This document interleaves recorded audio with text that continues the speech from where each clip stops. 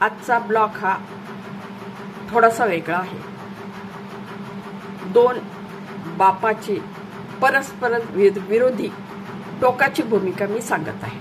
स्वतःच्या बापाला राज्यासाठी कैदेत टाकणारा कंस आणि कृष्णासारख्या मुलासाठी प्राण टाकणारा वासुदेव, दोन्हीही बापच यांची तुलना दोन परस्पर विरोधी टोकाची सत्व सांगत आहे.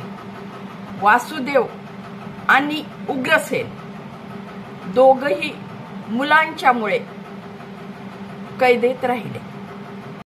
एक पुत्र प्रेमामुळे, दुसरा पुत्र द्वेषामुळे. एक आपखुशीने, दुसरा नाखुशीने. अशी ही सत्याची दोन टोके.